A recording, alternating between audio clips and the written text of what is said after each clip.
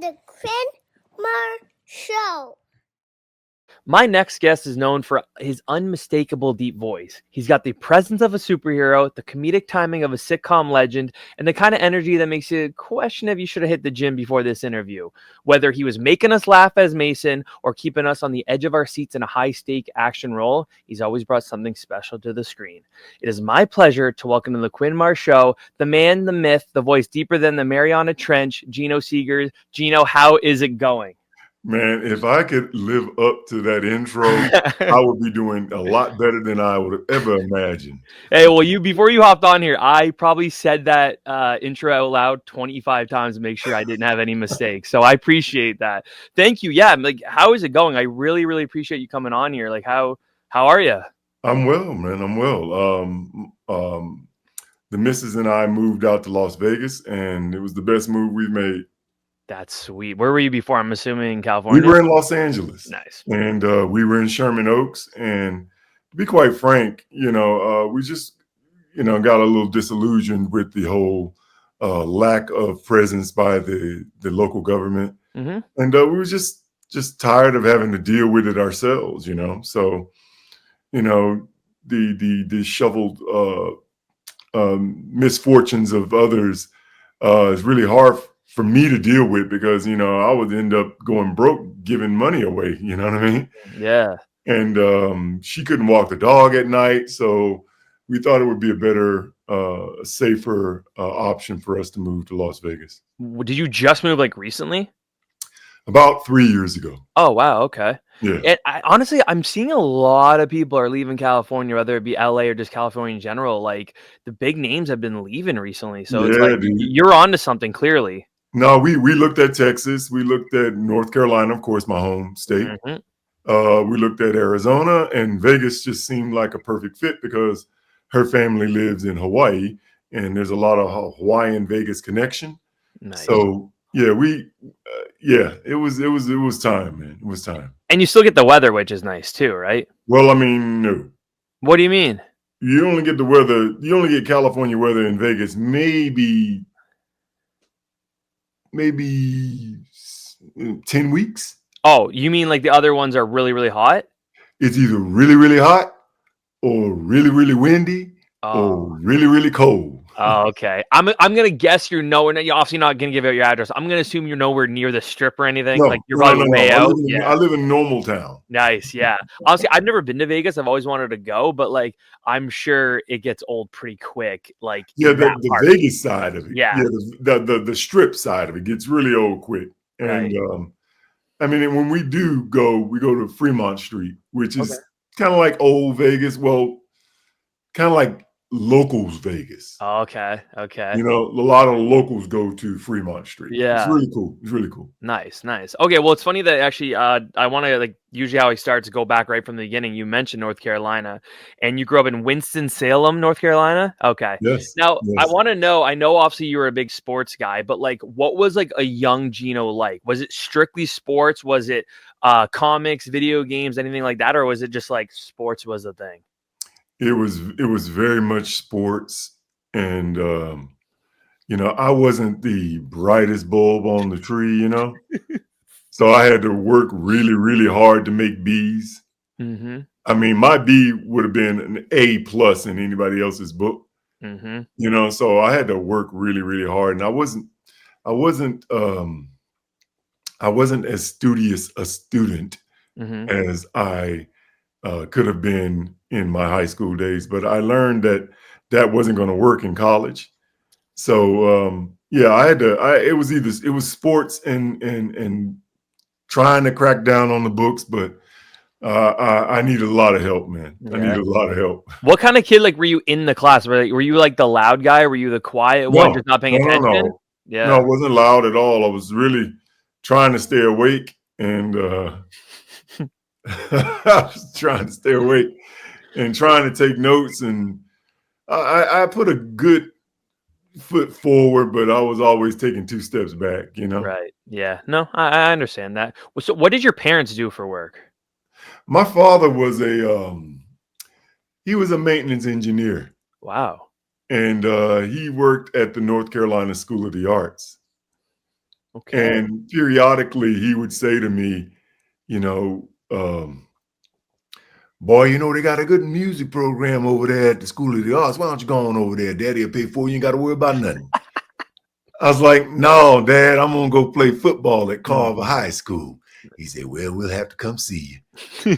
And every time he would try to get me to do something at the School of the Arts, I would always say, I'm going to go wrestle. I'm going to go play football. I'm going to play something else. And at the end of it all, he would always say, well, we'll have to come see you. Hey, boy, hey, parents know. They know. Dude, Like, clearly he knew what he was talking about. He came and saw me relentlessly.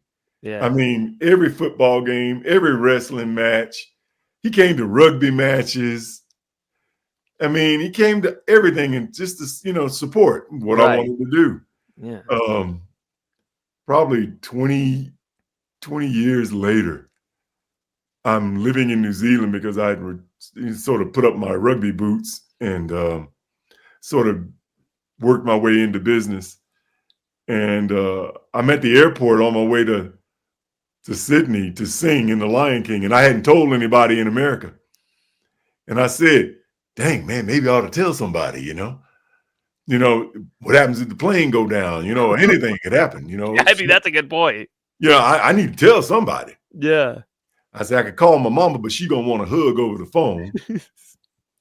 The timing was wrong because my brother was probably at work. The only person I could call was my dad. And I said, he going to tell me I told you so. So I was like, dang, well, I better call Big Lonnie. So I called him up. I said, hey, Pop, I'm at the airport, man, on my way to Sydney. He says, boy, it must be, what you going to do over in Sydney, man? I said, well, I got me a job over there. He said, what you going to be doing? I said, well, Dad, I'm going to be singing in The Lion King.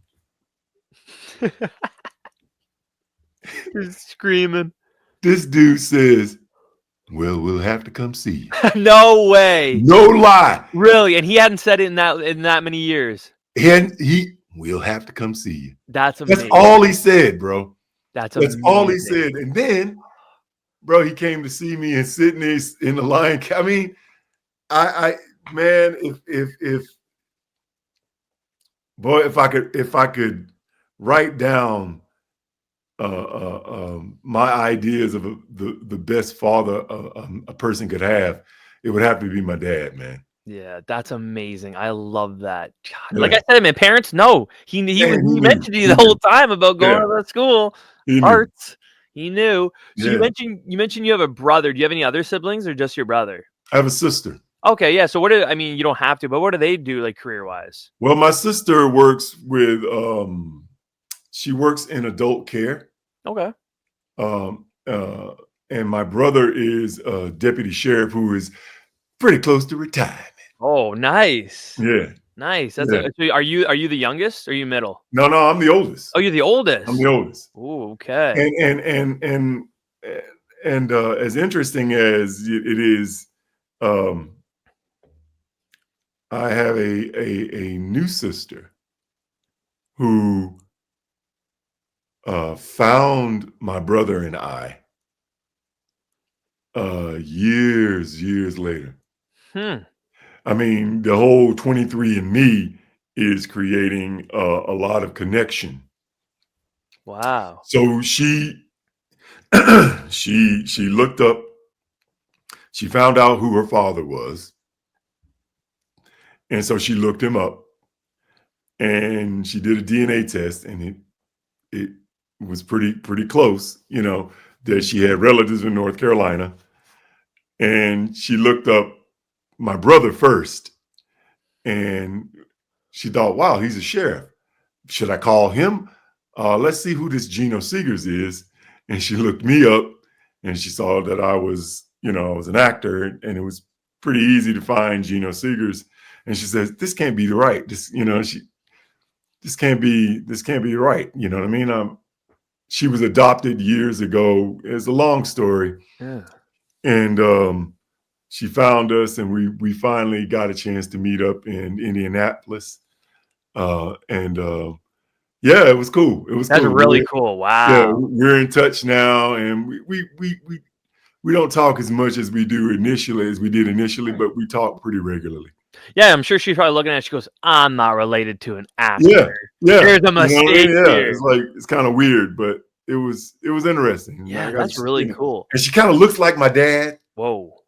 I mean, she looks like my dad, and yeah, it was interesting. That probably messed with you a little bit too, right? Seeing her, Well, like, oh my God. oddly enough, I've always known about her. Oh, whoa, you were I, keeping a family secret? no, Oh, my dad, okay. my dad was with a girl, and she left him and put the baby up for adoption. Mm. You know, they were dating, and it didn't work out. She puts the baby up for adoption despite him, and the courts award the child to the adopted parents for the first time in history. My dad fought in court for his daughter, and the courts awarded the child to the adopting parents for the first time in history. What? In North Carolina. Yeah, That's insane. yeah, yeah. Holy crap. But years later, she found us, and my dad, when he was passing away, told me to watch out for her. Nice. Keep the eye out for her, because I feel like she's gonna come looking. Right. Let her know that a daddy fought, but he couldn't beat the state of North Carolina. Wow, that's such a cool story. I literally was just talking about finding out things about you that I had no clue the last week and a half. That's something I would have never found online. That's so wow. That's amazing. That's a really cool story, Geno. Yeah. That's really sweet. Wow. Huh. Okay, well now I feel like everything we talk about is not going to be as important. So I'm going to move on quick, make a bad transition. So you said you're in high school, you're playing sports, you're playing football, you're wrestling, you're playing rugby. You then choose to go to Western Carolina University. Mm-hmm. Now, I did play rugby in high school. I didn't play rugby. Okay, got you. Okay, you didn't play until you got to school. Until I got done with football. Got you. Okay, so you went to school for football. What were you majoring in? I majored in industrial engineering. Whoa. Okay. Yeah. Wow. How was that? Like hard? It was great. Okay. It's kind of heavy math, heavy science, heavy business, heavy consumer behavior. It's a bit of a hybrid major where it talks more. You learn more about consumer behavior, economical EOQs, economical quantity ordering, economical ordering quantities, just-in-time delivery, all sorts of things like that, along with metallurgy, electronics, electricity, fluids, hydraulics. You learn a lot of stuff, and it sort of combines the two. Was it kind of a rude awakening for learning all that, being the student you said you were? Well, I had to turn things up a couple of notches. Okay. I had to learn how to be a student, Mm-hmm. because initially I majored in radio and television. Oh, okay. And I was failing miserably. Really? I was failing because I felt like I didn't have to study. Because you felt like if you had the voice, you were good? Yeah, it was easy. Oh, interesting. And I was failing miserably. So I needed a challenge. I needed something to force me to study. Yeah. And when I got into industrial engineering and distribution, I had to work, bro. Yeah. Clearly. I had to work. I had to work. And so, and then pairing up with other students and really working by committee, I'm really a hands-on type of cat, so if I'm in the lab, it was a better fit for me. You know what I mean? It was a better fit for me. Did you go into that program and then obviously football, thinking football was going to be the thing and then that was going to be the backup plan, or was it kind of vice versa? I was hoping it would be the backup plan. Right. I wanted to play professionally, but just didn't work out, man. I was undersized. I wasn't playing the position I should have been playing. Okay. They needed me at defensive end. I should have been a tight end. I should have been a tight end or a linebacker. Right. They didn't think that, and they really needed me at defensive end. Yeah. Defensive line. They really needed me there. And so I wanted to win. And and I just did what the coaches wanted me to do in terms of winning. Right. Yeah. I mean, and having that as your major, as the backup plan to fall back on, that's not a Right. terrible thing to fall No, back no, on. So no. that's a really smart thing to do, the way you did it. Right. I was happy to fall back on that because it was something that I was interested in. Right. Yeah. Wow. Okay. So then, after graduation, like we just talked about, you made that transition into rugby. So how did you choose to dive into that sport? And then, like, how did you prepare the switch? Because, like, of course there's elements that from football that go into rugby, but at the end of the day, I feel like they are completely different. So how did that whole thing shake out? Okay. You ever watch these athletes doing one-on-one drills with no pads? Yes. Defensive linemen going up against offensive Yep. linemen, no pads, right? Now, I was trying out in Charlotte, North Carolina for an arena football team. Okay, that's sick. Okay. Now I'm going to give you some tea right here. That was being coached by a man by the name of Jim Washburn. Okay. Jim Washburn was the coach of the Charlotte Barons. And he and I met up when I was playing at Western Carolina, and he was coaching at the University of South Carolina. Okay. Right? Yep. So he appreciated my rushing technique, right? Mm-hmm. Which all coaches do. I'm trying out for Jim Washburn. Jim Washburn recruited me to come play in Charlotte. I line up. I do all my little drills, Okay, cool. And then he wants us to do one-on-one drills, no pads, no helmet. And I'm like, bro, I don't have no pads, man. Yeah, we're just doing it for technique. We're doing half speed. So I watch these guys go 1,000 miles an hour, and I say, I'm good, bro. Y'all can have this. I'm good. I'm not doing this, man. I'm not doing this, bro. I'm not doing this. It's at that moment, I say, I don't want it that bad. Yeah, just I'm done. Go. I don't want it that bad, bro. I don't want it that bad. God. You know what I mean? I was like, this is stupid, man. Why would I do this?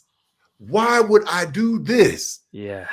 I'm good, bro. Y'all can have it. Y'all go ahead. Go ahead. And them guys out there busting snot bubbles, scratching their faces. Oh, God. Like, oh, man. Nah. And so I look like the chump. I'm like, y'all really the chumps. Mm-hmm. Y'all jumping when the guy says jump. I'm not doing that. Mm-hmm. So at the end of the day, I looked to do something else that was still required me to be an athlete. I was still very young, very athletic. And rugby I sort of fell into rugby, tried out in Lake Placid, New York, and made the team to go to Australia and sort of never looked back. Rugby is such a violent sport. 1 or 2 times I went and saw my buddy play when we were in high school, and like guys are stomping on each other's guys' hands with the cleats on. I was like, I could never. Like, I played lacrosse for a couple years, and I was like, that was enough. Like, oh, I couldn't believe it. It's like, and that's just high school rugby. I couldn't imagine like professional rugby, just the violence of it. It's insane. Were you never scared? Because, like, again, it's pretty nuts. Have you ever played football? No. You see me? I'm this big. No chance. I promise you, football is harder. Really? I promise you. Huh. Football is harder in terms of impact. Because guys are going harder because they're wearing pads? Would that be part of it? Because they're wearing protection. Right. So then they're going to go that much harder. Okay. They think they're going to run through a wall, bro. Fair enough. But when you don't have any protection, subconsciously, you can't go as hard as you can. Right. It's like when you bite your tongue by accident, you do it hard. You can't bite your tongue that hard on purpose. No, you can't, bro. And in rugby, the only concussions you have are incidental. Huh, true. With your head hitting the ground or your neck getting snapped or something like that. You get concussed every game in football, bro. Oh my God, Every game, every game, no chance, man. Like I said, I played every lacrosse for game you get 2 concussed. years, and that was enough for me. My mom would be in the stands scared of me playing No. lacrosse, and that's But nothing. now, that said, I've never been more tired in my life than playing rugby. Yeah. Okay. Yeah, because there's a You lot got to more. be fit, bro. You can't. Ain't no. You don't take a series off. You know. Right. You don't get a huddle. Yeah. You know what No, I mean? fair enough. And like playing for US and like in the American National Rugby League, that must have been pretty nuts. And that again, like you're not taking time off with that stuff. So it's No. like every game's 110%. Yeah, dude. Especially, I know you played against Wales at one point too. Like Yeah. that must have been insane. Yeah, that was a great challenge for me. I was playing against the #1 lock forward in Europe. His name was Moriani, and yeah, he was great. And I got a chance to really lay the leather on him a couple of times. He's Oh a big yeah. dude, man, and he was ridiculously talented. And so that was a really cool, exciting challenge for me. And then I'm just reading here that in my notes. So after you had won a championship, you went to New Zealand to play with the Richmond Rovers. Yes. So it was during this time that someone had mentioned to you, "Hey, why don't you try radio?" Well, it was after rugby. I was done with rugby, and I started basically working in the security business. Oh, So okay. there's a road in Auckland called Ponsonby Road, and Ponsonby Road, they had lots of clubs and bars and things like that. And so I was working with this club called Safari Lounge. It's now the Long Room or something like that now. And one of the guys that was working with me, you know, it's Kiwis, you know, they all talk like this, way up here in the nose, That's so good. Holy crap. And so he came to me and says, "Oh, bro, you got a cool voice, eh?" And I was like, yeah, man, be my manager. You know, everybody always says that. And so he had a relative in the radio business that gave me a call and asked me to come down and do a read. And I went and did a read and didn't really know what I was doing. You know, the guy suggested I go get some acting classes. I said, man, I don't have time for no acting classes, but this is really cool. I think I'd like to try it. He said, well, you really need some acting classes. I said, I tell you what, you teach me how to do these ads and I'll do your ads for free. What? And he said, okay. Yeah. So the first ad took about an hour and a half. Oh my God. And how long of an ad was it? Like a 30-second ad or something? 30-second, bro. It was a 30. It was actually two. It was actually a 30-second spot and a 15-second spot. Oh no. And it took an hour and a half, bro, for me. Oh, And he was giving me line by line. Say it like this. Say it like this. Say it like this. And I was like, I was trying to say it, but I was saying it in a Kiwi accent, right? Mm-hmm. And he says, oh, just do American, bro. I was like, okay, cool. And so I started just doing my American because I was trying to be a Kiwi, Right. and that really wasn't working. No, he didn't want you for that voice. He wanted you for your voice. Right. And so I started doing the American thing, just being myself and relaxing. And you know, the second ad took 30 minutes. The third ad took 15. Fourth ad took 5. Got to the point, man, I was doing one take for safety.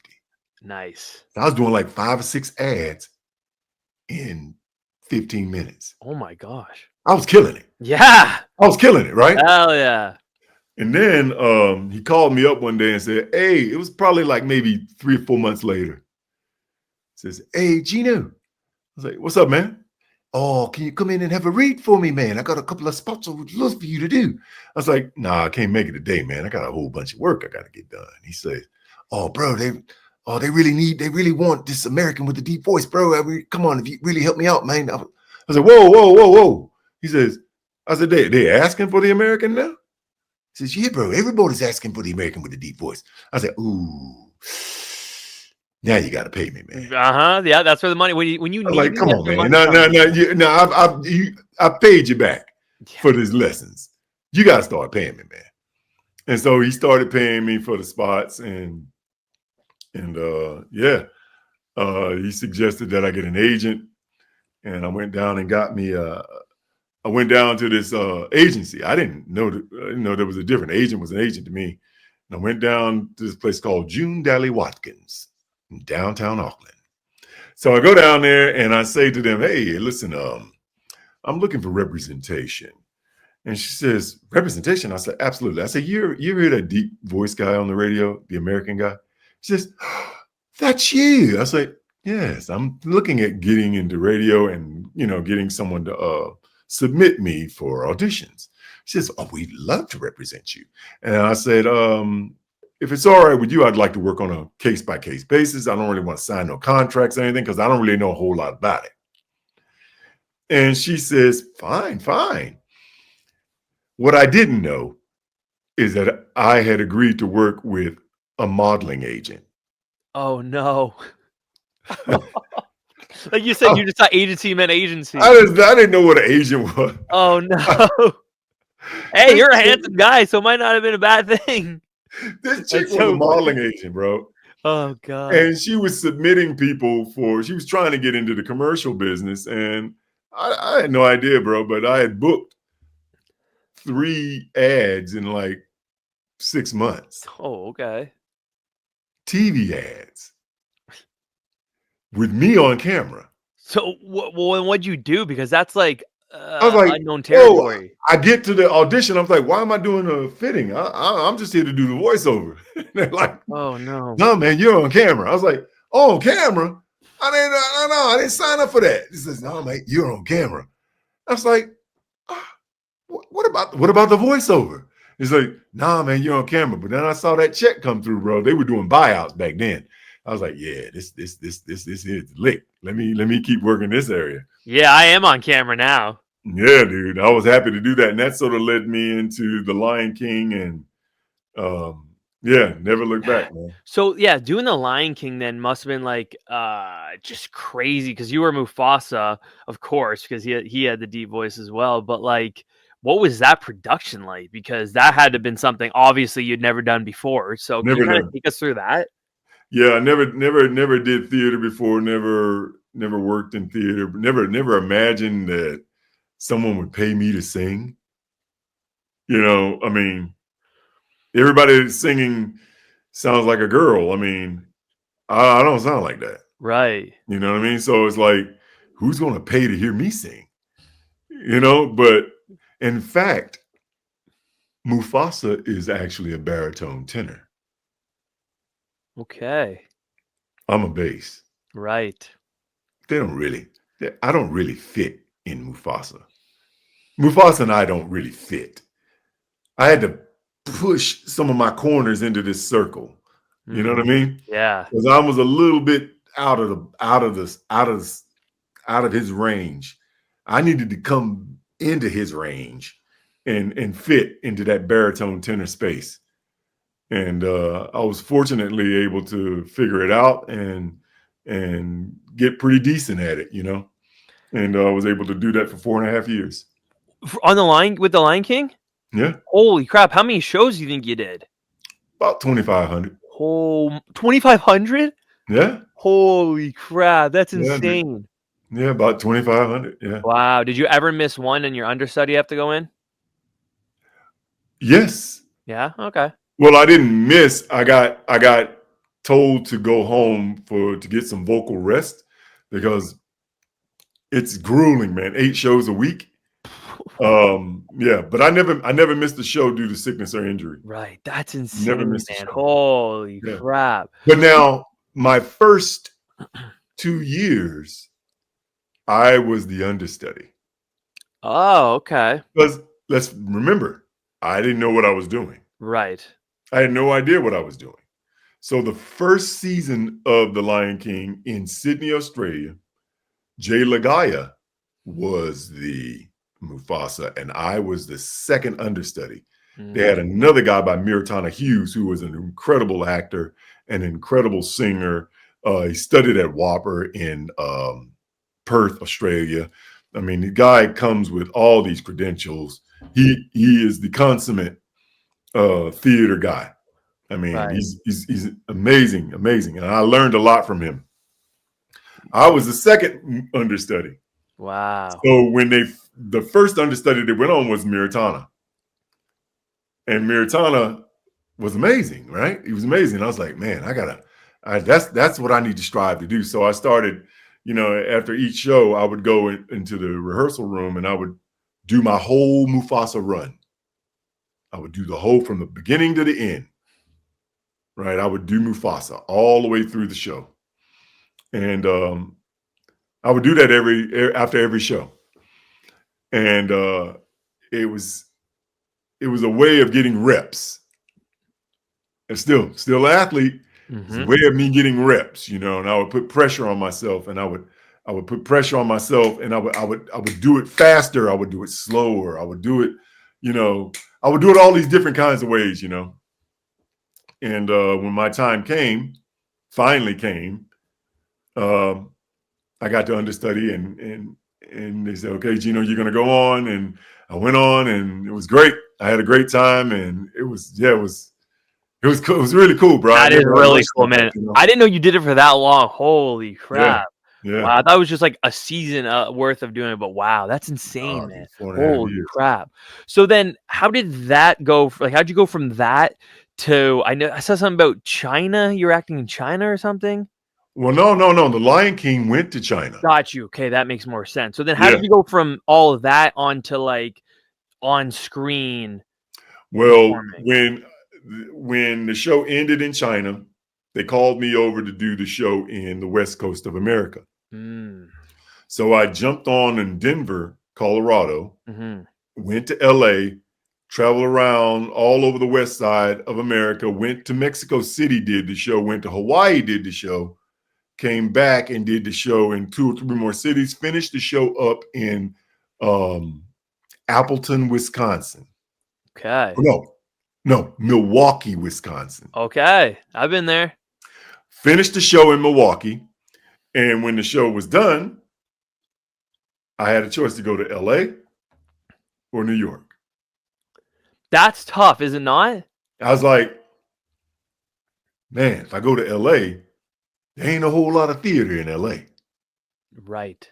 So if I go to New York, I got the credentials of the Lion King behind me. Going to New York. So I go to New York and struggle for 2.5 years, bro. Really? Like struggle getting roles? Bro, did not book a single job in theater because I don't fit on Broadway, man. I guess you are a big guy. I don't fit on Broadway. Broadway's not my world, bro. It's just I don't fit on Broadway. I mean, I'm not white enough to be white. I'm not black enough to be black, and I'm not, I don't sing high enough to be a girl. I don't, I just don't fit on Broadway. Good point. Okay. And the moment I knew, now even in Hamilton, I don't fit in Hamilton.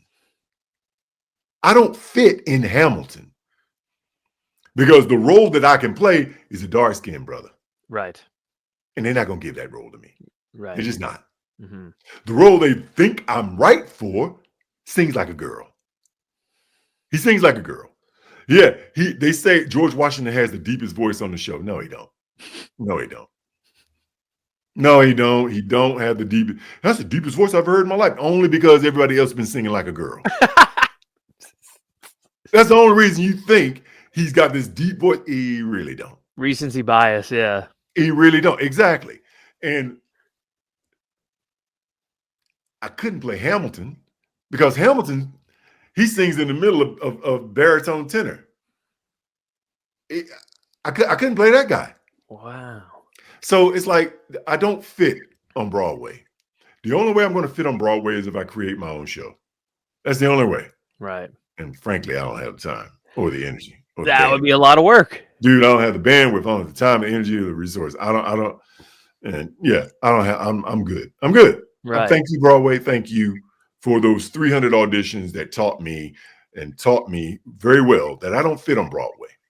So after 2.5 years, my engineering brain starts to click in, and I started to say to myself, myself says, yeah, man, we need to figure out how to get this product where it's needed. where do people need a product like this?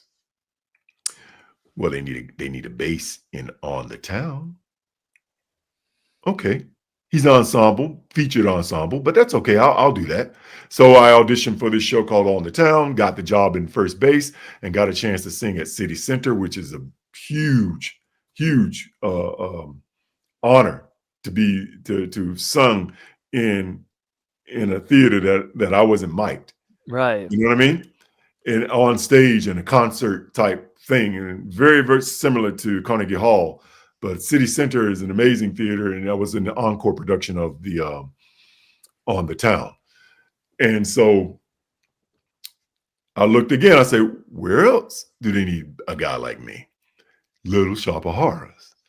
Little Shop of Horrors has a plant called Audrey 2, and I started submitting myself for Audrey 2, and I booked the job to do Stages of St. Louis and Little Shop as Audrey 2 in the Little Shop of Horrors. And then I was going to go to Oklahoma City and do it, but I had a break in between Stages of St. Louis and Oklahoma City. So during that break, I go to New Zealand to visit my son. Oh, that's cool. That's really cool. While I was in New Zealand, I went by to visit my old agent. And she says, oh man, if I'd have saw you 2 days ago, there was a perfect role for you. I'll say, oh, well, maybe next time. She says, maybe we should put you on tape and send you in anyway. I'm like, okay, cool. So I go and do the role and I submit myself, and I think nothing else of it. I want to say it was Friday. It would have been Friday night or something like that. And so they sent the audition tape in. I get on a plane to go back to America. Now, when you're flying from the Southern Hemisphere or New Zealand, if you're flying on, say, Monday morning, right? Or Monday night, midnight, you land Monday morning in LA. Mm-hmm. So I got to do Monday all over again. Oh, that's so weird. So I get to LA around 5 a.m. or 6 a.m. I get on a plane to New York around 8 a.m. Land around, I don't know, I think it was like 2 o'clock p.m. in New York. Turn on my cell phone and there's 30 missed calls. Oh my gosh. I'm like, what's going on? It's my agent in New Zealand saying that they want me for the role of Mason Makoola. Yes. And I'm like, how do they know? But I had 30 calls missed, and it was the producers, the casting director, the agent, and everybody was calling, trying to get me, wanting to know when I was going to be in LA. I said, hey, I just left LA. Oh no, that sucks. You know, and they were like, we really want you to come back to LA. And I'm like, I'm going to Oklahoma City, man. I got to do the Little Shop of Horrors. I need this $4,000 they're going to pay me for Little Shop of Horrors. Yeah. And it convinced me to come back to LA. I went back to LA on my own dime. Wow. And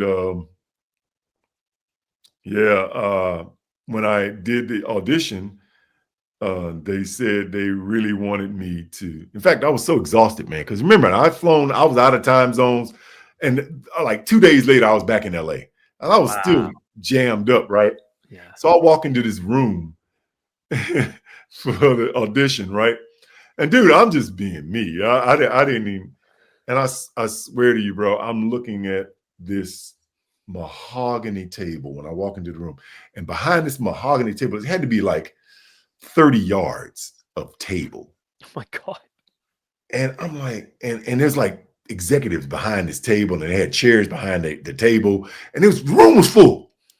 Room was full. But I'd sung in front of the Lion King, bro. So this was nothing. Yeah. 40 people didn't mean anything to me. Right. You know, 40 people, oh yeah, big deal, you know. But and I'm looking at this table, and they say, well, Mr. Segers, how you doing? And I look up, I'm looking at the table, and I look back up at them, and I say, hey man, did y'all build this building around this table? And they all laughed, right? Yeah. They all busted out laughing. And I'm like, I'm trying to figure out how y'all got this table in this room because it don't fit through this door. That's insane. Y'all had to build this table. Y'all had to build this room around this table. Bro, and they busted out laughing. And what I didn't know is that Pair of Kings was a comedy. Oh, you didn't even know that? Bro, I knew it was supposed to be a comedy, but I didn't know that walking into an audition, they want to see if you're funny. True. Good point. Yeah. No, I didn't. I wasn't trying to be funny, bro. I was just being honest. Yeah. No, that's a good point. But they all laughed, and I had them laughing, and that relaxed. I was relaxed because I'd done 300 auditions in New York, so I was cool with auditioning. I didn't have no problem. I was seasoned auditioner. Yeah. And but man, I was like, y'all must have built this room around this table, man. Because how did y'all get it in this door? And it was just the funniest thing. And the audition was terrible. Really? The audition was terrible. I thought it was terrible. I did a terrible job. I was tired. I was like, hey guys, y'all gonna let me? Yeah, can I get him? Let's try this again because I've been back and forth. Just give me a second? Okay. And it was terrible, man. Oh, it was so bad. But I was able to deliver the lines, and I went out. I came back. Then there was this kid in there, this dark-haired kid and the little black kid and the white kid, and it was Mitchell and Doc. Mm-hmm. I didn't know who they were. Oh no, of course you're not watching. I didn't know who they were, or Sweet Life on Deck, right? No, it's right. I didn't know who they were, so I walk up, dude. When I think about this, man, it drives me nuts. I walk up the door. What's up, little man? he's like, I mean, technically they are a little compared I was to you. like, what's up, little man? And I give him some depth. He's like this. Oh, dang, man, dang. And that's exactly the reaction that they wanted because Brady and Boomer needed to be a little bit afraid of Mason. Yeah, no, that's fair. And it was just the chemistry. It was sort of a chemistry read. And then they said they wanted, I spent the night in New York. Spent the night in LA, and I was going to head back the next day. And so I went over to Cheryl Levine, and I said, Cheryl, so what's the deal? And they're like, Geno, we don't have word yet, so just be relaxed, and we're going to see what happens. I was like, okay, cool. So she comes back about an hour later. I'm sitting in the office because I don't have no place to go. Sitting in the office, and she says, oh my God, Geno, they want to test you. I'm like, okay. What does that mean? Yeah. What does that mean? They want a chemistry test. So what that means is you're down to you're in the final 2 or 3 people. I was like, cool. I was like, so tomorrow, today, when are we testing? Next week. Next week when? Next week, Friday. It's like, dang, I'm supposed to be in Oklahoma City. So I go back to New York, and no, I go to Vegas. Oh. Because The Lion King was in Vegas at that time. Nice. I go to Vegas, and I'm waiting for the test. So I'm hanging out in Vegas, chilling. And I call Oklahoma City and I say, hey guys, I have a test on Friday for Disney. And said, we need you here on Friday for Disney. For our rehearsal. I was like, listen, I was wondering if I could do my test and then come Saturday morning. She said, that's fine, Geno. You come Saturday morning. Wow. So I do the test. I go back to LA to do the test on Friday. Cheryl Levine says, Geno, they moved the test to Monday. I was like, no problem. I'm going to call them and let them know. They say, Geno, we're going to be deep in tech rehearsals on Monday. You have to decide. You want to do this or you want to do your test? I'm like, oh, man. That's tough. I need that $4,000, bro. Right. Shit. I True. needed that $4,000. You know Ah, what I mean? I needed that. It's been 2.5 years. I haven't worked. I needed that $4,000. right. And so I say to the lady, I say, hey, I can't say no to this test. And so I let the show go. And I found out after I booked, after I found out after I let the show go that the casting person in Oklahoma City called Cheryl and said, Cheryl, give us a call and let us know how he goes. Wow. Let us know if he got it. That's awesome. You know what I mean? They were really rooting for me to get it, you know? Right. And of course I booked it and so to never look back. And it was good, man. It was really good to book.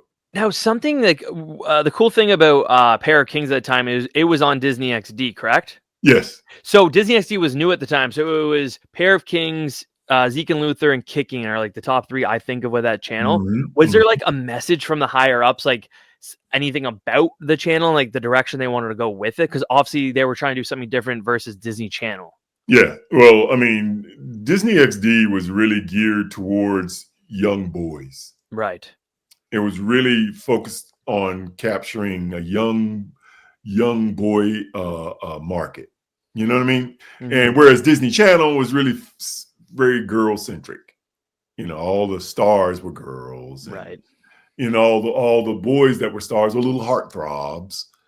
You know, so yeah, they were really trying to focus on the boy market, and that's really when they sort of wrote around that for boys. So if you think about Pair of Kings, it's really all about two little boys growing up, you know, learning about life, learning about mistakes, learning from their mistakes, with a mentor or a voice of reason, which would have been Mason, would have been that, you know, that guiding presence, that guiding voice of reason. Of course, there was a slight love interest in a comedic trio, which would have been Makoola, Boomer, and Brady. Mm-hmm.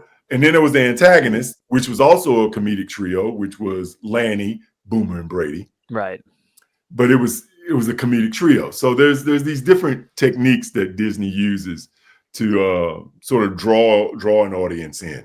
They know what they're doing, man. They know, bro. They got a formula. Yeah. And that formula works. Yeah. Usually in every Disney production, there's a voice of reason. Every Disney production has some parental death. Every Disney production has a comedic duo. Every Disney production has a comedic triangle or a romantic triangle. Yeah, or the antagonist. Oh, and every show has an antagonist. Right, yeah, or it wouldn't every show has an antagonist, every show has a protagonist, right? Yeah. But this whole voice of reason, parental death, comedic duo, comedic triangle, all these things are really Disney's sort of formula that they always incorporate. 100%. Yeah. And it's cool because you got to work with a young Kelsey Chow at the time. She was like, had done an episode of like Sweet Life. She was on One Tree Hill. She did Den Brother, which is pretty cool because obviously like she's really known for Monica Dutton now from Yellowstone, which we'll get into that you're on an episode. But like working with such a young cast, you really being basically the only adult. What was that like for you? Yeah, it was pretty hard for publicity. Yeah, true. Did nobody care about the old dude. You know what I mean? It was pretty hard, but it was okay. I mean, because I got a chance to really understand how this world works behind the camera, on camera, multicam. I got a chance to really learn how multicam works, you know, but multicam is a little different from single cam. Single cam is a lot more normal. Multicam is bigger. Everything is bigger and louder and brighter and fast, really fast, you know. So it is a different technique. It's a different muscle, you know, and people really underestimate multicam. They really underestimate multicam because I went back and did some multicam last year. Man, I was out of shape, man. Really? Bro, it take energy to do multicam, bro. You can't be normal. You gotta be because big. You're on the screen a lot more, right? Oh, but multicam, it's because it's multicam. You got to be bigger, right? You know, stage. You gotta the first scene, I'm sweating, I'm drenched because you got to be really big. You Right. got to project and everything. It's a different muscle. Yeah, and Different muscle. that show is cool because, like I said, you have Mitchel Musso, who was coming off Hannah Montana, Doc Shaw, who's coming off Sweet Life on Deck, and like the way they like put that cast together, just it obviously because it did well, but like it just made so much sense. Like it was cool that Mitchel was like that third part of the Hannah Montana, Doc was kind of the third part of Sweet Life. So putting those two together, it was really cool. So obviously transitioning from the second and third season, Mitchel was removed from the show for the legal trouble, and they brought in Adam Hicks, who himself was on a Disney role, Lemonade Mouth, Zeke and Luther. He was in Jonas. So that transition, was there ever talks about ending the show because of it? Oh, you mean ending the show because of Mitchel not being on anymore? Yeah. Absolutely, bro. Were you a little, not maybe scared, but like nervous about that happening? No, I wasn't nervous at all. But I mean, because at the end of the day, man, it's things out of your control. Right. True. Good point. I mean, it was out of my control. At the end of it all, I mean, 2 years would have been a great run for me. I was happy and I was content. But one of the execs says, I got an idea. And his idea was Adam Hicks. Now, of course, the diehard fans weren't excited about Adam Hicks, but Adam Hicks had his own style of comedy. Adam Hicks was amazing in his own right, but people had gotten accustomed to a certain rhythm of the show, and it was unfortunate, but it's just the way it is. I really believe that if Mitchel had stayed on, we would have got a fourth season. Now, actually, speaking of that, so I've come to realize that this is a real thing, that basically if you go past the fourth season, I think it is, they kind of they start changing the way the show is. They rebrand because I think it's the cast have to get paid more, is what it is. Well, contractually, yeah, it becomes a thing where, it becomes too expensive. Right. So you look at Sweet Life of Zach and Cody, transition to Sweet Life on Deck, Hannah Montana to Hannah Montana Forever. So do you think were there talks about going to a fourth season before Mitchel? Was there talks about it after? Like what was like happening at that time? Yeah, in this business, man, you just get one season at a time, bro. True. Good point. Nobody's thinking about 4 seasons. They're just thinking about the next season. Right. So I mean, you could everything could be going great and then show gets canceled. So it's not like it's not like a good old UPS job. Right. You know what I mean? You get that's steady work, bro. Yeah. So you could be working today and some guy gets I don't know, he spits on a police officer. It's over. That's all it takes, man. That's all it takes. Over, bro. It's over. It's done. Right. Yeah. It's over. That's too bad. Again, though, like I remember when I was a kid and I was watching the show, I remember being confused about like, oh, where'd Mitchel go? This is Adam Hicks, guy from Zeke and Luther. And it's kind of like what you said and kind of brought it back to my mind. It's not that I didn't like it. It was just like, it's different. Yeah. It's different energy. Yeah. Different energy. One you weren't accustomed to. Right. Exactly. This was more physical comedy, his foot being up by his ear. All this sort of, it was funny, but it was just a different energy. Did you felt that on set? I mean, I didn't feel it on set as much as when I watched the playback. Mm-hmm. I could feel, it's still funny, but it's different. It's different. Mitchel has a really, he has a real knack for comedic timing. He seems like just the most down-to-earth dude too. I mean, he's cool. He's cool, but he has a real natural comedic timing. I mean, it's just in him. Right. He has a I don't know, man. He's just he knows exactly when to break in, exactly when to pause for emphasis. He knows exactly when to come in hot. Right. He's just He's really talented. And there were glimpses of that on Hannah Montana, which I'm assuming is where the executive said, like, hey, like, this guy needs his own show. Right. Well, his popularity, I believe, was probably true. that. He was pretty massive at the time. Now, Yeah, you don't have to say anything you had said, but did you reach out to him at the time of all this going on, or did you kind of like let him be? You know, man, certain co-stars or certain people you work with, you know, you have a different relationship with everybody, right? I couldn't have reached out to Mitchell like that. You know, I could have reached out to Ryan Ochoa. I could call Ryan and say, man, what's going on with you? You know, I could say that to Ryan because Ryan and I and his family have that type of a relationship. I could have called Doc if Doc was going sideways, but I would have had to get in line because his mom and his aunt and everybody would have been like, well, what is wrong with you? You know, so he's got a completely different sort of support structure.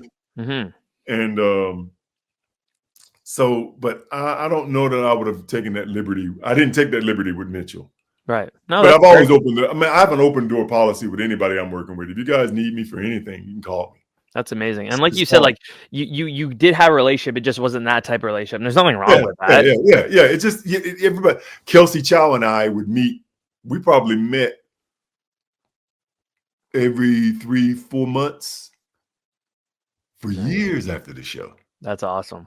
Because she was in LA, I was in LA, and we would meet up and go out to dinner and have drinks, or just meet up and just catch up and see how she's doing, see what she's doing, see what I'm doing, and you know, I can call Kelsey right now.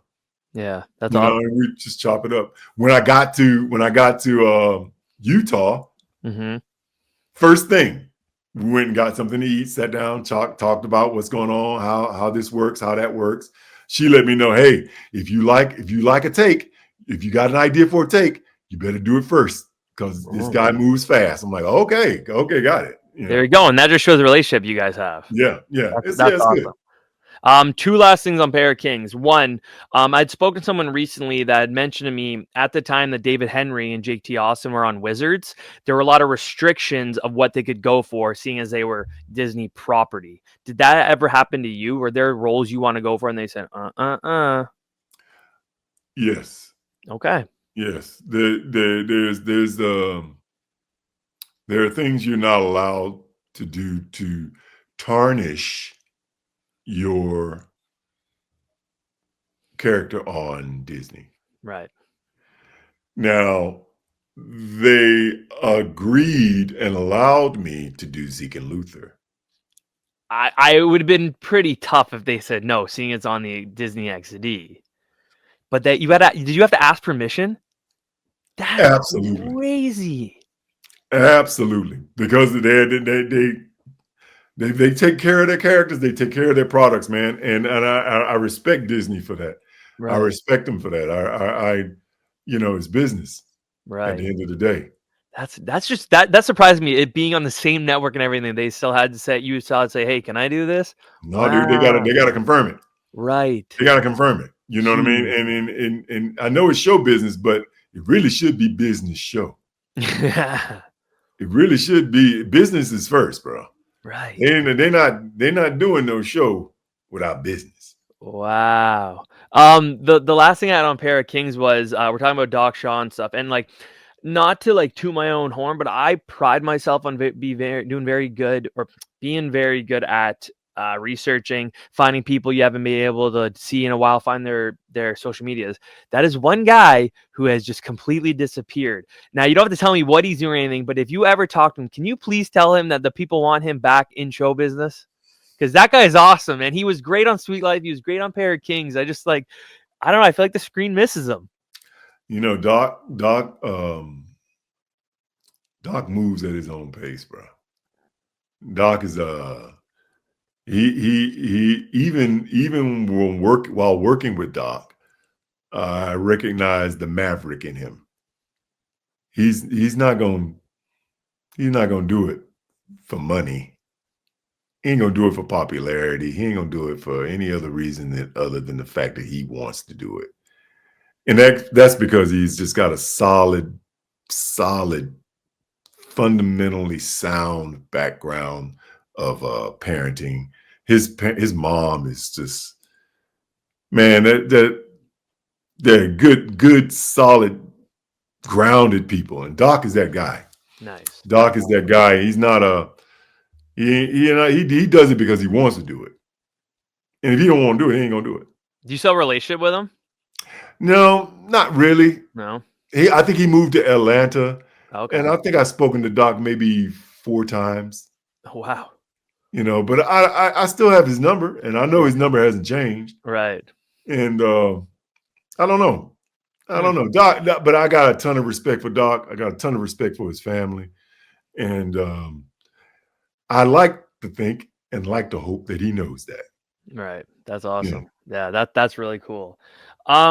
Now after Pair of Kings, you had a few, or I'd say about a handful of one episode on shows. You did an episode of Castle. You did 2 episodes of Teen Wolf, which, just disclaimer, is my fiance's favorite show of all time. She loves a good Dylan O'Brien. So when I told her that you were on Teen Wolf, she got pretty fired up about that. And then you did Banshee, which was 13 episodes. Mm-hmm. And the cool thing I found out is that you worked with Anthony Starr before he was Homelander on The Yes. Boys. So Yes. can you kind of take me through the Banshee and the difference between Banshee and Banshee Origins? I was just a little confused on that. Well, Banshee is the series. The origin tells you the story of the characters previously, before they got to Banshee, why they are the way they are, Gotcha. how they became who they are. So the Banshee Origins is the same as Banshee, but it's just basically giving you the background, the backstory. Right. Okay. Of each character. Yeah. So yeah, what was that like doing those 13 episodes? Grueling. Yeah. Yeah. 4 hours of makeup. I don't have any tattoos, bro. Right. This guy is covered in them.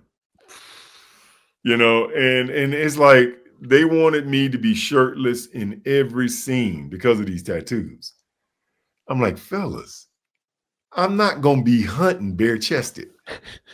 That's a good point. I'm not going to be running down the street getting ready to shoot up this military convoy with no shirt on, man. Y'all got to put a shirt on this dude, man. Yeah, This is just ridiculous. Like The Rock. Something. Yeah. And Greg Yatanis is a really cool dude, man. I mean, Greg and I kind of see eye to eye on certain things, and he agreed that it probably don't make sense you running through the woods hunting a deer with no shirt on. So we're gonna put you on a little canvas shirt. I'm like, great.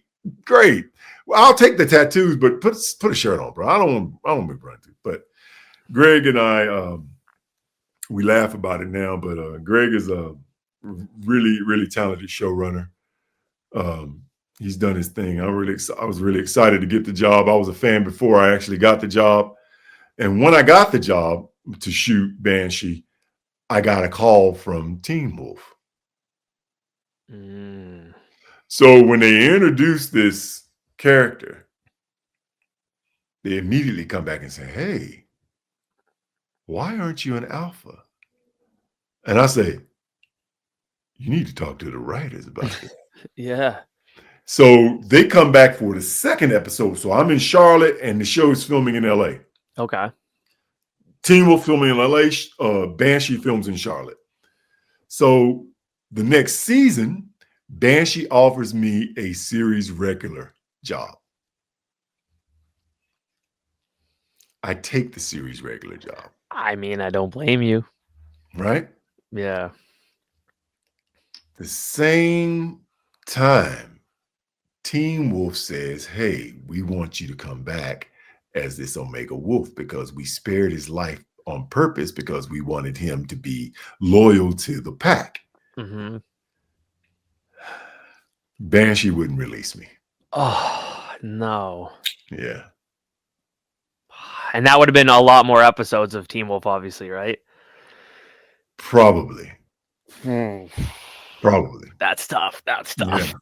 That's business, man. Yeah, no, fair. I mean, That's business. sometimes And you make the right call. the reason they wanted me for a series regular is so they could say no.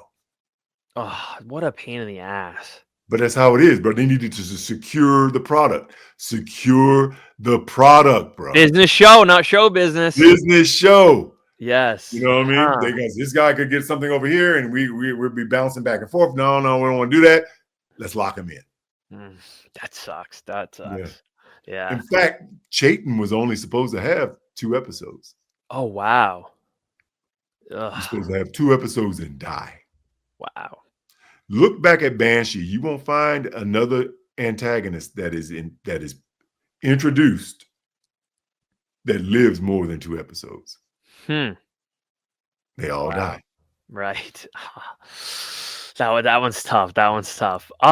So it's funny because we kind of started about talking about like you doing radio ads, you using your voice and stuff. So one thing you still do is voice work. Some games that like were one of my favorites when I was like elementary school, high school were the Mafia games, and you did voices for Mafia 3 and 4. So I kind of want to know like the process of voice acting, because obviously you did the radio ads, but right. What's the difference between those? Well, the difference, let me be very clear. I didn't voice Lincoln Clay. What I did was the downloadable content, the DLCs, right? The guy that they hired to do Lincoln Clay is a guy from New York. They hired him.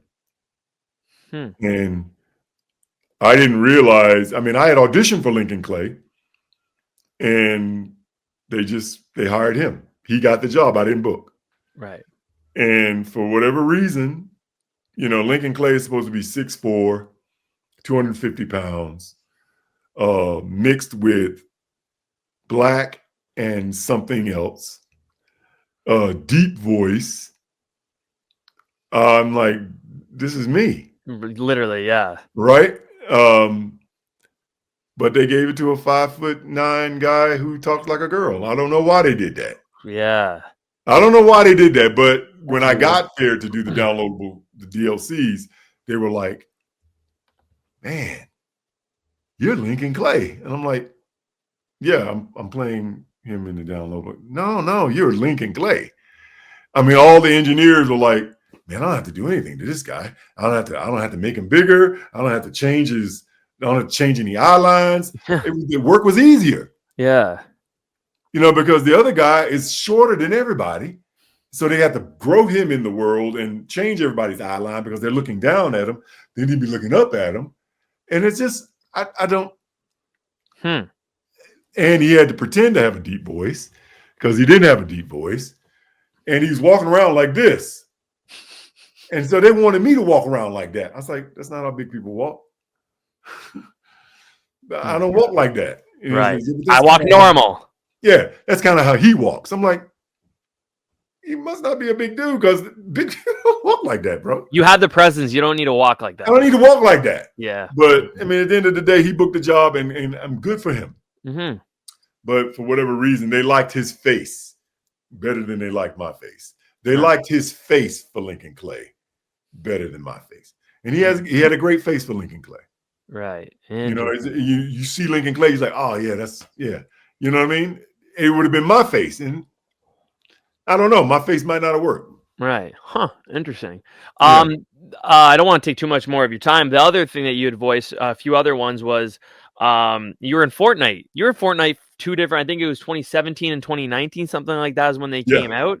Yeah. So how was that? Because that game, I mean, it's still big now, but like between 2017, 2020 blew up. It was now huge. the difference between Fortnite and Mafia 3 or Horizon Forbidden West is that Fortnite was voice only. Voice only, right? Right. No image, no mocap. Voice only. Horizon Forbidden West and Mafia 3 was image and likeness and motion capture, where I got all the little dots all over my body and the camera looking at my face. That's motion capture. So that's really more like theater. Right. So you're actually in the world and all these cameras are looking at you and they're capturing you and they're building the world around you in the computer room while you're actually doing it. Mm-hmm. So they get all these takes, and then they put the best takes together for the actual narrative portion of the game, the story time portion of the game, as opposed to actual gameplay. Actual gameplay, which could be first person or third person. I prefer third person. Yeah. Because I like to see the world, the character in the world that I'm in. But first person is it's zoomed in, too zoomed in. Yeah, it's too much, man. And I get a little vertigo. I can't take it. Yeah, I can't take it, man. It's too much. Oh, that's awesome. That's really cool. We just mentioned about you being on the episode of Yellowstone. So being able to work with Kelsey again, I don't know like how much you actually were in the episode with her, but like just being able to work with her again in general, just gonna be like going into her world this many years later from Pair of Kings. What was that like? It was great, man. This is great. It's great to be on the set with her. Yeah. Costner is a guy's guy. Everybody on set was really, really cool. Taylor and I sort of hit it off. They had intentioned my character to be the Tonto to Casey's Long Ranger. Mm-hmm. And when Taylor got pulled over to 1883, I guess the writers felt like that was a little politically incorrect, and they sort of abandoned the idea. That sucks. That would have been really cool to see. I love Yellowstone, man. And Taylor, that guy's a genius. What he's doing with that property, man, is so smart. Yeah, dude, he's doing the prequels, and when he got over to 1883, my character they wrote him off. They did. That sucks. Especially when it's the creator and the writer that's coming up with the ideas with you, saying like, "Hey, like this is what it could be. This is what I'm thinking," and then they go. The character even mentions it while they're digging the hole for these bodies. He said, "You're becoming a Lone Ranger around here. All you need is a Tonto, but you ain't gonna find one of them, right?" Yeah. So he mentions it. They set it up, man. They set it up, bro, for him to be the reluctant Tonto. What a pain in the ass. Yeah. Oh, that sucks. Because it is what it is, bro. It's business, man. That's fair. Second last thing, Uncharted live action fan film. Okay, so you played Diego. I am a massive Tom Holland fan. I love Spider-Man, my second favorite superhero. But Nathan Fillion as Nathan Drake makes so much sense, and I don't know why they didn't do it as a full movie. Maybe a bit too old, but in the games, that's the age it seems like he is. What you don't know is the character was built. The original character, Nathan Drake, was modeled after Nathan Fillion. And then that's why I think it, I guess, because that just made way too much sense. Like, again, I love Tom Holland, love Mark Wahlberg. That made no sense because Nathan Drake was way too young. Sully was way too young. Didn't make any sense. So, like, how did this live action fan film come about for you? One of the guys who was a stunt coordinator for the show, the director was talking to the stunt coordinator, says, I need a guy with some presence. I need a guy that people won't forget. I need a guy da. And the guy says, "Yeah, you ever watch Banshee?" And the guy's like, "No, never seen it." Well, there's this big Indian guy on there named I think it's Geno. He's a really big Indian guy, man. That's the kind of presence I need. And what he didn't know is that stunt coordinator worked with me on Pair of Kings. And so he's sitting there like this. He says, "Oh, okay, so you looking for a guy like Geno?" He says, yeah. Huh. What if I could get you Geno? I'll get you the real He's one. Like, wait a minute. You can get Geno? He says, "I don't know. Let me see." So he called me up and asked me what I was doing. I said, "Hey, I ain't doing anything, man. I'm just chilling." He said, "You want to come do a short with me?" I'm like, "Sure, man. What's the short?" "I can't tell you about it." I'm like, "Oh, come on, man." He said, "Nah, I can't tell you about it. It's dead secret, bro. But if you want to do it, you can do it. If you don't want to do it, I understand." Bro, it's you, we worked together. Of course, I'll do it with you. So I met with Alan Unger, the director, and he was excited. And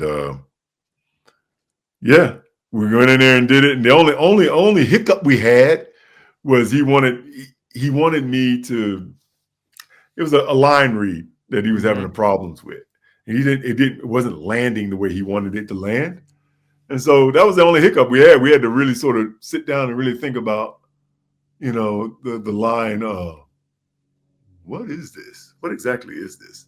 He is having a problem with that line, dude. That was the only line we had a problem with, because I was like more conversational, and he's like, "No, it's not conversational." I was like, "What else would it be, bro?" Yeah, really, it's literally And so we're really struggling through that, and that's the only hiccup we had.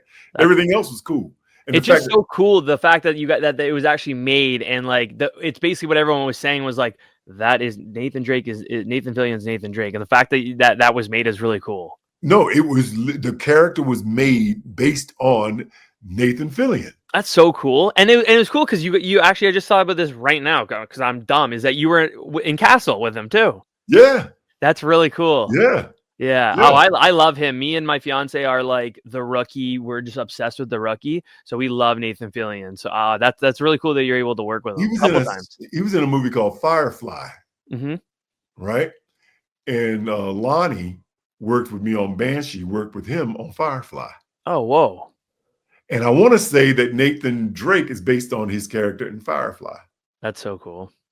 I want to say that. Yeah, no. Hey, I understand the hunch. That's really cool. Yeah. Last thing, I asked everybody this, and I appreciate the time because we have taken a lot of your time. One thing I always ask every guest is, what's one thing you miss most about being a kid? The one thing I miss most about being a kid is barbecues with my dad and my brothers. That's awesome. I love that. Barbecues. This joke with barbecue every weekend, man, rain or shine. That's awesome. I love it. That's really cool, Geno. Well, again, dude, thank you so much for coming on here. It was amazing to be able to talk your ear off the last hour, almost 20 minutes. So yes, thank you so much. Brother. No sweat. You're the best. All right. Well, Geno, I will talk to you later. I would love to have you on again one day. There's so much more I could talk about, but again, thank you. Thank you so much. Yeah, man. Something comes up, man. Maybe we can help promote it. Absolutely. Thank you, Geno. I'll talk to you later. All right, brother. And that was the Quinn Show.